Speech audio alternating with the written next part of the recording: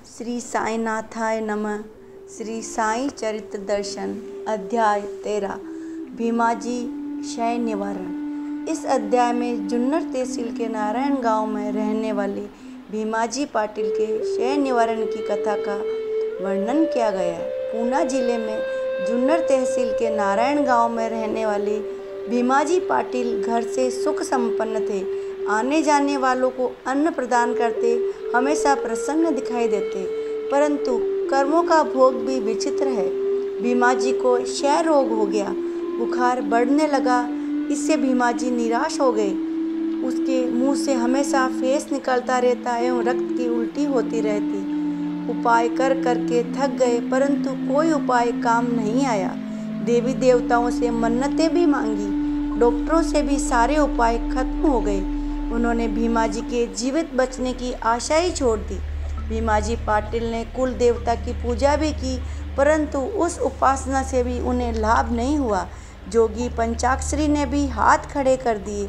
तब भीमाजी पाटिल के मन में आया, नारायण ही सारे संकटों को भेजते हैं और अपना स्मरण करा लेते हैं। उन्होंने नारायण के पीछे भागना शुरू कर दिया। उनकी छटपटाहट देखकर भगवान ने भी उनकी सुन ली एवं भीमाजी को ऐसी बुद्धि हुई कि अब शिरडी के नाना साहब चांदोरकर को पत्र भेजूं। भीमाजी ने नाना को पत्र लिखा, दवा खा खा के त्रस्त हो गया हूँ, जीवन से मन अब भर गया है, डॉक्टर भी आशा छोड़ चुके हैं, तब भी अब हमारी मुलाकात हो, यही एक आखिरी इच्छा बची है। पाटिल का पत्र पढ़कर चांदोरकर का मन बहुत दुखी हो गया। भीमाजी का भोलापन उन्हें मालूम था। उन्होंने पत्र के उत्तर में भीमाजी को एक उपाय सुझाया। अब आप साईं बाबा के चरण पकड़ लो, वही एक तारनहार है। साईं ही एक अकेले माता पिता है, वे सबकी दयालु माँ है। महारोग भी साईं के दर्शन से ठीक हो जाते हैं, वहाँ क्षय रोग की क्या बात है। दिल भर भी मन में शंका ना लाते हुए शिरडी पहुँचिए एवं साईं के चरण पकड़ लीजिए। जो जैसा मांगता है वे मैं उसे देता हूँ, ये साईं बाबा के वचन है। इसलिए कहता हूँ जल्दी से जल्दी यहाँ आए एवं साईं के दर्शन करें। पाटिल ने वे पत्र पढ़ा एवं नाते रिश्तेदारों के साथ शिरडी के लिए निकल पड़े। कब शिरडी पहुँच जाऊँ, बस यही उन्हें लग रहा था। मस्जिद के पास ही चौक में आगे के द्वार पर भीमाजी की गाड़ी पहुँची। 4 लोगों ने मिलकर भीमाजी को मस्जिद में ऊपर पहुँचाया। नाना साहब उनके साथ ही थे। इसी बीच माधवराव भी वहाँ आ गए। पाटिल को देखकर बाबा ने कहा, अरे श्यामा, ये ऐसे कितने चोर मुझ पे छोड़ोगे? ये कोई अच्छा कार्य है क्या? साईं के चरणों में सिर रखकर भीमाजी विनय कर रहे थे, हे साईनाथ, मेरे जैसे अनाथ पर कृपा करे, हे दीनानाथ, मुझे संभाले। पाटिल की बातें सुनकर साईनाथ के मन में दया उत्पन्न हो गई। वे कहने लगे, अरे अब शक छोड़ दे एवं विश्वास के साथ बैठ। विचारशील लोग शक नहीं करते। तुम्हारे भोग का अंत शिरडी में पांव रखते ही हो गया। संकट के सागर में भी यदि कोई आकंठ डूबा है या महान दुख के गर्त में चला गया है, तब भी यदि कोई इस मस्जिद की सीढ़ी चढ़ता है तो वे सुख पर सवार हो गया, ऐसा समझो। यहाँ रहने वाला फकीर बड़ा दयालु है, वे इस व्यथा को समूल नष्ट कर देगा। अब एकदम निश्चिंत रहो, भीमाबाई के घर जाकर रहो, 1-2 दिनों में तुम्हें आराम मिलेगा। पाटिल को हर 5 मिनट में खून की उल्टियाँ हो रही थी, परंतु बाबा के सामने 1 घंटा बैठने के बाद भी वे बंदी हो गई, जैसे एक भी उल्टी नहीं हुई। बाबा ने तो रोग की चिकित्सा नहीं की थी, तो फिर ये रोग कैसे दूर हो गया, इसका कारण भी पूछा नहीं। बाबा के केवल कृपा दर्शक निरीक्षण करते ही रोग का उन्मूलन हो गया। पुण्य एवं पाप के क्षय हेतु हर किसी को अपने कर्म भोगने ही पड़ते हैं, इसके सिवाय कोई उपाय काम नहीं आता। कर्म भोग से छुटकारा नहीं है, परंतु भाग्यवश यदि संत दर्शन हो गए तो व्याधि भी ठीक हो जाती है। व्याधिग्रस्त मनुष्य दुखों के सिवाय भी सहज इसे सहन करता है। ऐसे ही बाला गणपत नाम का एक भोला शिंपी ठंड के बुखार से व्याकुल हो गया था। वे बाबा के पास आया एवं बोला, बाबा सभी औषधियाँ खाकर देखी, अब अपना उपाय बताए। बाबा ने कहा, लक्ष्मी माँ के मंदिर के पास काले स्वान को दही भात खिला तेरा बुखार ठीक होगा। इसके बाद उसका बुखार ठीक हो गया। बापू साहब बुट्टी को एक बार ठंड के कारण जुलाब एवं उल्टी होने लगी। कोई दवा काम नहीं कर रही थी। बाबा ने उन्हें अपने सामने बैठाया एवं तर्जनी से इशारा करके कहने लगे, जुलाब एवं उल्टियाँ इसी क्षण रुकनी चाहिए। बाबा के ऐसे 2 बार कहने पर बुट्टी को स्वास्थ्य लाभ हुआ। एक बार गांव में हैजे रोग फैलने के कारण उल्टी दस्त से बुट्टी का मन व्याकुल हो उठा। उन्हें प्यास लगी। डॉक्टर पिल्ले ने सारे प्रयत्न किए। अंत में वे बाबा के पास गए एवं कहा, उन्हें काफ़ी पीने के बाद पानी पीने के लिए दे तो अच्छा होगा। इस पर बाबा ने कहा, बादाम, अखरोट, पिस्ता डालकर दूध पीने के लिए दे, तब उसकी प्यास बुझेगी एवं रोग भी ठीक हो जाएगा। ऐसा करने पर रोग ठीक हो गया।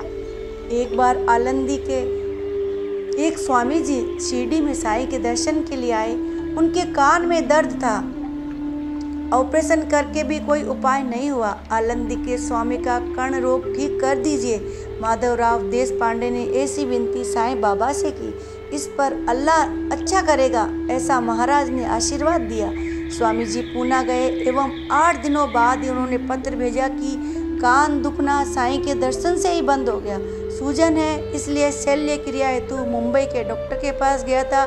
डॉक्टर ढूंढ रहे हैं, परंतु उन्हें सूजन दिखाई नहीं दे रही, इसलिए अब ऑपरेशन की जरूरत नहीं है।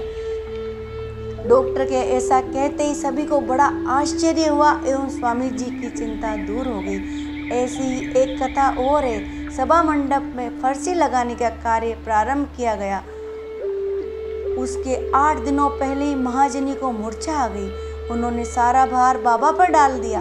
मैं औषधि उपचार स्वयं नहीं करूँगा। बाबा के मन में जब आएगा तब स्वयं ही वे मेरी व्याधि का निवारण करेंगे। इस पूर्ण विश्वास के साथ वे शांति से अपनी तकलीफ सहते रहे। बाबा ने उन्हें फर्शीकरण करने की आज्ञा दी।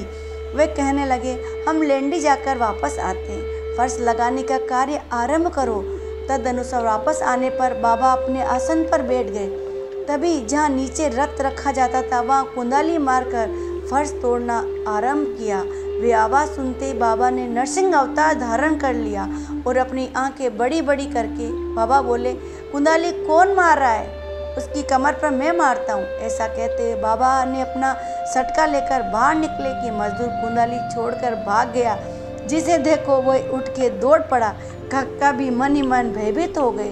तभी बाबा ने उनका हाथ पकड़ा और बोले, जाता कहाँ है? बैठ। उसी बीच तात्या, लक्ष्मी एवं बाहर आंगन में खड़ी मंडली ने बाबा ने खूब गाली गलौज की एवं भुनी हुई मूंगफली की थैली हाथ में ले ली। उसके दाने साफ करके महाजनी को भी खाने के लिए दिए एवं खुद भी खाए। मूंगफली के दाने खा लेने के बाद बाबा बोले, जा पानी ला, मुझे प्यास लगी है।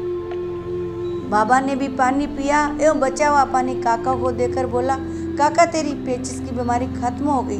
वे ब्राह्मण कहाँ गए? अब उन्हें ले आओ। उनके बाद फर्श सजाने का कार्य शुरू किया गया। संतों की कृपा से मूंगफली के दाने जैसी औषधि से भी जुलाब रुक गए। माधवराव देशपांडे की बवासीर भी बाबा ने सोनामुखी का काढ़ा पिलाकर खत्म कर दी।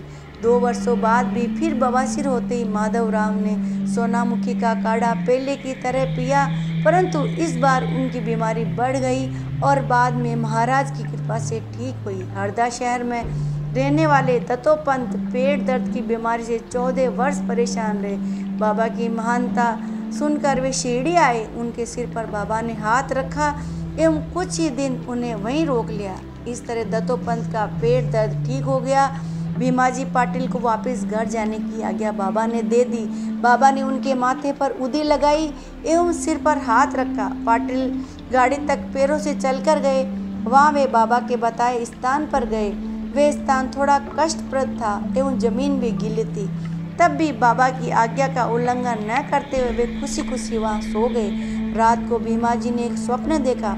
उनके बचपन के शाला शिक्षक स्वप्न में उन्हें वेद की छड़ी से मार रहे थे। एक सवाई पाठ करने के लिए मार पड़ी थी, जिसे किसी अन्य के घर पर्दापण करना लगता है मानो सर्प के शीश पर पांव धरना।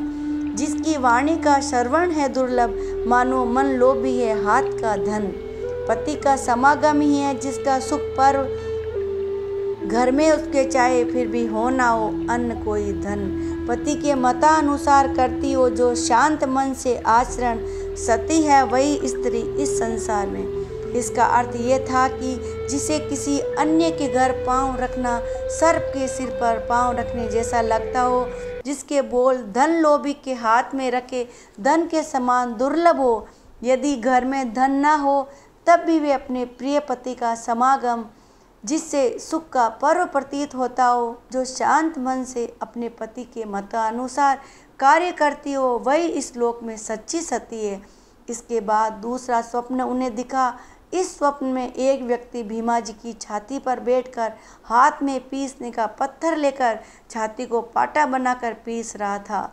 स्वप्न खत्म हो गया। पाटिल को नींद आ गई। दूसरे दिन उठते ही सारा रोग समूल नष्ट हो गया। इति अध्याय 13 संपूर्णम। श्री साईनाथाय नमः। हमें अपनी शरण में ले लो,